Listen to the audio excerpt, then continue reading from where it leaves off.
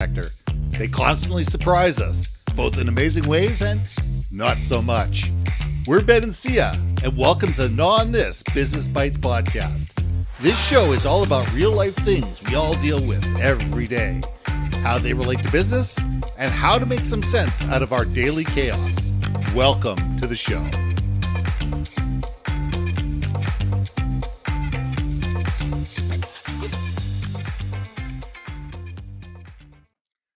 Welcome back to another episode of Gnaw on This Business Bites. I'm Ben, this is Syya, and here's a question for you. Are we afraid of conflict? Are we afraid of conflict? You know, it's amazing to me. I'm hearing stories of people that have been dating for 6 months, and instead of breaking up with somebody, they ghost them. Or they break up over a text. Or people that are so, worried about the fact that they weren't going to get a job, that they just stop coming to work and go work somewhere else. Are we so afraid of what somebody may say or what somebody may do that we just run away from conflict and would do anything not to have that conflict in our lives? So, Syya, let's gnaw on this. Oh, guilty as charged. I hate conflict like a mofo. And I think because of my absolute hatred of conflict, that I'm almost like, I am what I hate. Like, you know what I mean? Like, I have a low threshold for BS. Right. Because I don't want to deal with conflict. But what I also realize, I have a low threshold because I don't like conflict. So it's almost like that, feeding serpent self type of thing. Yeah. I have had to have some serious life lessons fairly recently, actually, that I have a problem with conflict resolution with certain types of individuals, relationships, etc. And I've learned, sometimes you've got to address it in a way that you think it's going to be salvageable, and other times, sometimes conflict happens for a reason and it's toxic to the point where you got to let it go, period. So there's that addressing it to fix it, and then there's understanding that you just went down a bad path and it just cut your losses. That's why addressing that conflict has to happen. My problem is that everybody seems to think that conflict has to be adversarial. And that conflict is personal. And conflict can't just be, you feel one way, I feel another way, let's talk about it. And it has to be about, the thing or the idea, and not bring personalities into it. And so many people take things so personally today, in the world of helicopter parents and everybody gets a blue ribbon, that we all sit there and get so, oh my God, they're talking about me. My self-worth is down around my ankles again, because that there could be the possibility of conflict, never mind conflict itself. And I think we need to sit there and go, you know what? Sometimes things just need to be said, because if we don't say them, we get into this passive aggressive, world where nobody says everything. Everybody's stabbing each other in the back. Everybody's afraid to talk to somebody because of the pins and needles. And we get into this world where, oh my God, I can't say something because they may cancel me. We need to get beyond that. And it really hurts me watching the younger generation who never were taught how to be conflictual in school. They were never taught how to be, the Socratic method. They were never taught to debate how to debate ideas effectively. And therefore, they're not articulate in a way that they're able to convey ideas without it being taken as a personal affront. And we need to get beyond that. Oh, what's funny you reminded me of? Even if we did teach it in schools, we're still not practicing it today. Absolutely not. Like, before the pandemic, I've mentioned this before, and you just inspired me. I want to resume it again. Was, I wanted to start up a salon. Like, if you remember, back in the day, we'd all get together in someone's living room and argue, debate, have constructive comments, probably have some good knockdown, drag out fights. But you know what, though? There's still respect at the base of it all, right? Which is, we may not agree with a topic, right? You like the color pink and I prefer the color blue, right? Like whatevs. But you know what? How'd you know I like Maybe at pink the end of better the than blue? conversation. Well, I was just gonna say, because I think your shirt's inspiring me. Well, it's purple, Maybe at but the end of, it's a different story. Bringing out that's my what I was gonna feminine say side. is, I'm all right with that. well, what I was gonna say is you like pink, I like blue, and then maybe at the end of the conversation we like purple. There we go. And do you like how I tied that There we back go. in You with tied you it and all what you're wearing? together. So I mean, but that's the whole thing, is that like with conflict, I think conflict arises oftentimes when there's that closed door, Yes. when you're not wanting to receive a differing an opinion, or you're afraid for whatever reason of getting a feedback that you've somehow failed as a recipient of it, right? Or you're afraid to give that constructive feedback because you're going to be thought of as an a-hole for giving it, right? So yeah, that is a lot of discussion that I know. A girlfriend that I've met here on LinkedIn, Leslie Neidick. We probably should have had her. Like, I know we don't do guests, but Leslie will have like a comment or two on this. Okay. I know, Leslie. I know you will. Shout out to Leslie. Leslie, she's a conflict strategist. Yep. She literally consults with clients to talk exactly about those types of situations. For example, if I may, a particular female that I know and very close and dear with had a boss from hell. And when I say boss from hell, not her actual boss, it was a client. Right. So she worked on a project for a client on site at their facilities. And whoever this office manager person was hated this individual for whatever reason. And they made their lives a living hell. So I thought, hey, Leslie, I need to ask your advice. So let me ask you this, is like, what if you're in a situation where there's like a power imbalance and that person's just a pooper scooper? Like, how would you address that then? I mean, that's the problem when you have inadequacies of dynamics. And the problem is you need to sit there and say, who is the other person? Who is the other person, and do they have this overwhelming need to be correct? There are people that have an overwhelming need to be correct, and they would rather cut off their own toes than be proven incorrect. And, we all know those people. There's not, I don't know a lot of them, but I do know those people that world is black and white.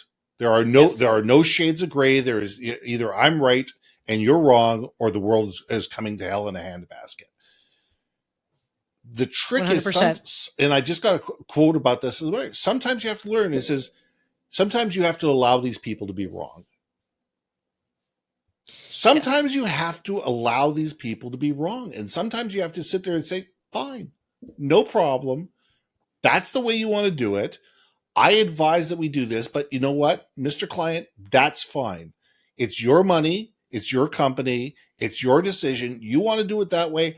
That's fine. Just know that I have in writing that I advised against it.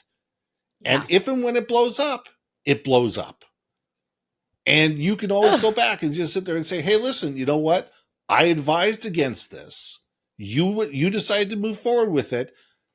The decision was yours, and these are the ramifications. And it's a matter of taking it almost from an antiseptic point of view to sit there and say, you know what? That's fine. If that's your decision, if that's the way you want to do things, if that's the way you want to run your company, I have two choices. I can take your money and I can do the best job I can, and I'm going to be as professional as I can, or I can walk away. Those are your two choices. You cannot control how other people act. You can only control how you react. Ding, ding, ding, ding. And I think that we need to get to that in the world, to sit there and say, just because somebody decides this my way or the highway, and if you're doing it, then you're wrong. Okay, we'll see how it turns out. Or, you know what? I think I'm the wrong vendor for you. I'm sorry. I'm more than happy to introduce you to somebody who might be more along your lines. I think that we should, end our relationship to move forward. And I've done that. I did that with a $250,000 client. I had a $250,000 client that just would not move off something, would absolutely not move off something. And to me, it was unethical.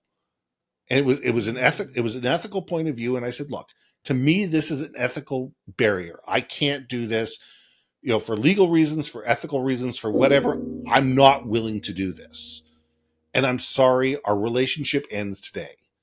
And I walked away. I said, pay me what you owe me, and I'm walking away as today. I will get you all the materials. I will introduce you to somebody who may be better suited to you, but I'm not doing this anymore. And those are our choices. Yeah. That's great. I mean, and wow, you again, it is striking that when to cut your losses if it just can't work out. I say, obviously, for human relationships in general, is work it. Try to work it out. Try to dig deeper. Try to maybe conflict arises is because motivations are misunderstood, or maybe humor is misunderstood. People, back off. Okay, I'm funny at times, but funny looking. I'm kidding. No, but no, seriously, no, I'm funny looking. But stop. But it is that I think it's, do you want to take the time? Yeah. Do you want to take the time to fix whatever problem there is? And I have been in personal relationships where I was like, you know what? I feel like the pros and cons, the cons are outweighing the pros. I don't see a future where those cons turn into pros. Mm-hmm. And my lack of desire to try to change that forced me to really accept the fact that, you know what, maybe this decision is because you no longer want to be part of it, right? So maybe you are maybe the toxic part of that side of the equation, and you're just like, you know what, I'm done, I'm good. Yeah. And own it that you contributed to this relationship not working out well either, mm-hmm. right? And none of us are perfect. None of us are 100% right or 100% wrong. No, right. It's just, but again, it's you got to go with what's good for you, what's safe for you in your mind eye, that's going to keep you whole. But I will say, if you find that every single close relationship you ever have falls apart, business relationships falls apart, or there's constant turmoil, then you really need to look towards yourself. You need to look inside. Puck is going on. You need to look inside. I'm a big believer of asking people, what is your motivation behind this? And what does good look to you? And what does great look to you? And why? And if you can understand what's their motivation for feeling the way that they do, or for acting the way that they do, or the decisions that they're making, you can have a far clearer idea if this is something you want to pursue, if this is not my monkey, not my circus, or if this is just something to walk away from completely. But I think if you could take the time and understand, why are you deciding this way? What's your motivation? What's your end game? What are we trying to achieve, and what is achieving that enable you to do? If you can get clear on what their motivations are, you can either sit there and say, well, what about this instead? Oh, that would work. Or, no, it's got to be this or nothing. Okay, I can't do that. Maybe we just shake hands and walk away. And I think that we need to be able to take the time and make the effort to not dig our heels in, but first understand what is their motivation and what's their end game. And then you can decide and say, okay, wait a second here. This doesn't work for me. Let's just shake hands and move on. I think there's some wisdom in that. And I think, like I said, there's wisdom to accept your losses, call it a learned lesson, mm-hmm. right? And there's other times where it's like, no, I'm going to fight for this. We're going to fight. We're going to power through this. It's going to be unpleasant. And I think you just made me think of like how many folks are going through divorces right now, mm-hmm. or are separated or reevaluating, right? It's the same thing with business, right? With your business partners, or client to business, like relationship, or client to business. Yeah. Client to business. Exactly. Client to business relationship. You got it. Oh man. You're making me think hard. No, you're right. We'll let you go with that. But no, I think I would love to hear the audience, what they think as far as conflict resolution and how one addresses it. Would love your feedback, you guys, because no one way is going to be the perfect way. And every situation is so unique. I would like to learn better techniques. Leslie Neidick, calling Leslie Neidick. Because I know I need help on that. I think a lot more people need help than I think they realize. So that's my 2 cents to gnaw on today. I think to close this out, that we need to realize that none of us are perfect. None of us are all knowing. None of us are unbiased. None of us, don't have an agenda.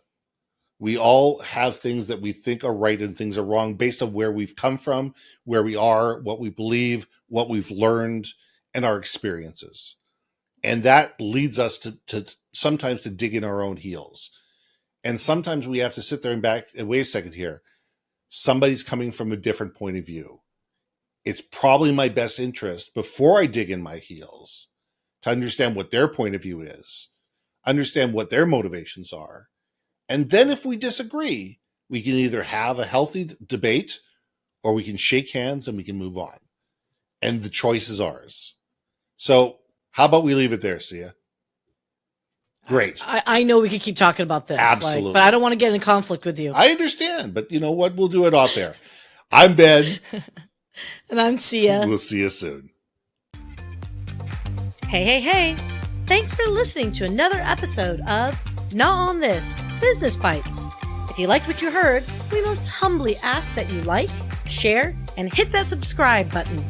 And if you want to communicate more effectively within your organization, contact Ben at yourbrandmarketing.com or me at brilliantbeammedia.com.